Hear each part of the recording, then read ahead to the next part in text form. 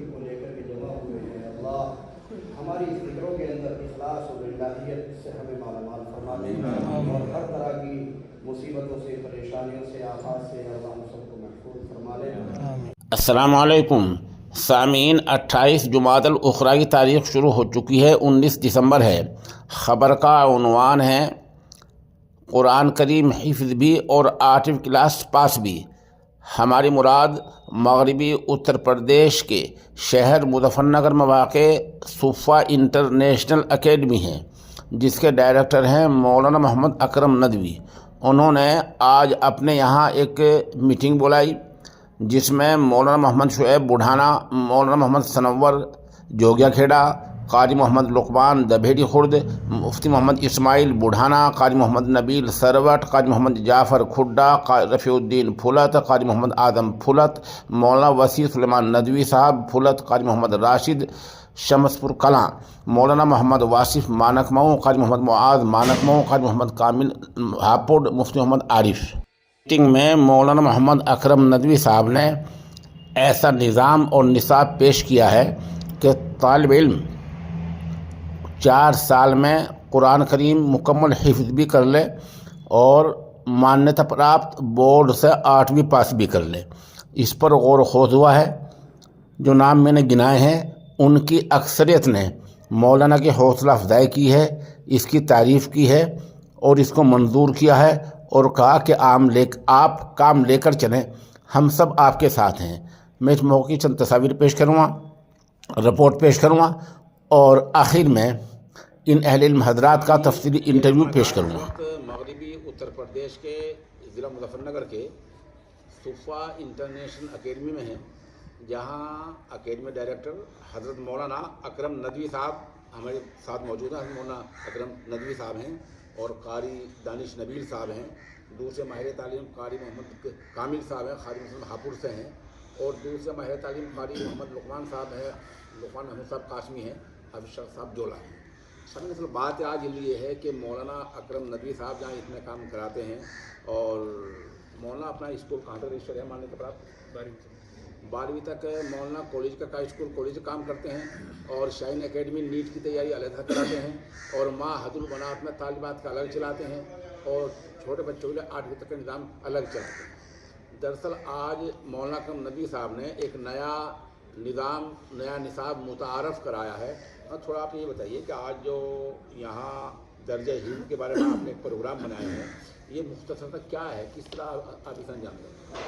بسم اللہ الرحمن الرحیم۔ دراصل ہمارے یہاں اسکول میں حفظ پلس کے نام سے ایک پروگرام چلتا ہے۔ جو بچے حفظ کر کے آتے ہیں دیگر مدارس سے، تو وہ اسکول پڑھنا چاہتے ہیں، تو ہم لوگ اسکولی تعلیم دیتے ہیں۔ وہ 12ویں کلاس 4 سال میں کر لیتے ہیں بچے، اور بہت اچھی باصلاحیت انداز میں، اور وہ کمپٹیشن کی تیاری کرتے ہیں بچے۔ تو انہیں کے والدین چونکہ بہت سے لوگ آتے ہیں، ان کے چھوٹے بچے بھی ہوتے ہیں، تو وہ کہتے ہیں کہ ہمیں اس کا بھی ایک ایسا نظام چاہیے جس میں اسکول ساتھ ساتھ چلے۔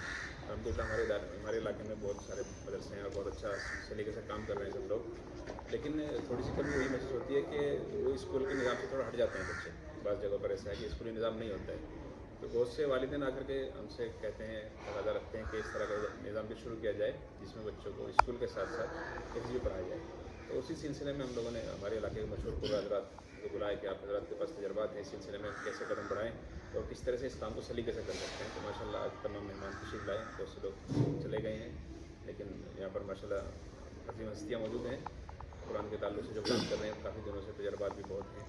تو اس لیے ہم نے ان لوگوں کو آج ترغیب دی تھی کہ یہ نظام کیسے اچھے طریقے سے چلایا جائے اور اس کو کیسے آگے بڑھایا جائے کہ بچہ اسکول بھی پڑھ لے اور وہ حافظ بھی بن جائے۔ اسی کی کڑی جب ہم یہ جملہ بولتے ہیں اسکول پڑھ لے، تو کیا مطلب ہوتا ہے؟ بچہ 8ویں ہوگا، کون سے بورڈ سے ہوگا؟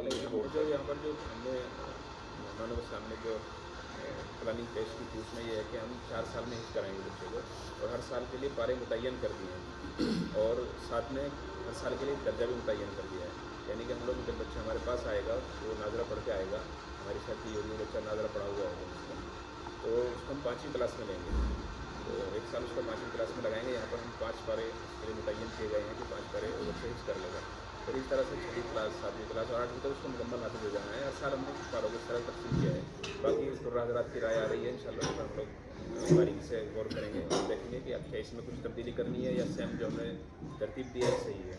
तो ये समझिए कि जब बच्चा हाफिज़ होगा तो वो 8वीं क्लास में होगा और माशाल्लाह इंग्लिश मीडियम से होगा, ताकि वो 9th क्लास में अगर बच्चा जा रहा है तो उसको जो ये महसूस ना हो कि मैं एकदम अचानक 9th क्लास में कौन से बोर्ड से होगा वो बोर्ड तो कोई से भी है, उत्तर प्रदेश बस से नहीं होगा। होना चाहिए। हमारी जो अपनी मान्यता है वो उत्तर प्रदेश बोर्ड से बोर्ड से हमारी मान्यता।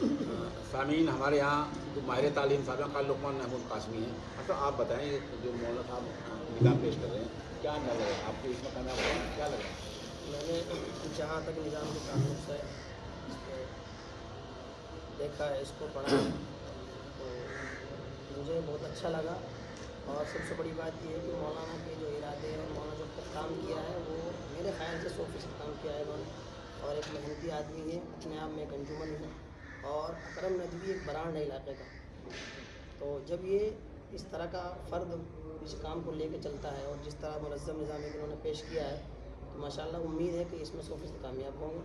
रहा मसला जो इसमें कुछ चीज़ें ऐसी थी वो इनको बदला दी गई, और इंशाअल्लाह हम अपना वक्त आगे भी देते रहेंगे, और जो इसमें तजर्बात है, जो कमी पेशी होती रहेगी, उससे इनको आगाह करते रहेंगे।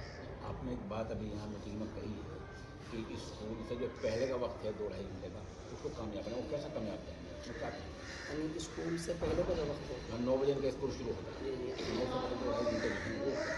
उसमें 2 घंटे से पहले मिसा के तो फजर से पहले का वक्त है, और फिर 2 घंटे उसके बाद का वक्त है।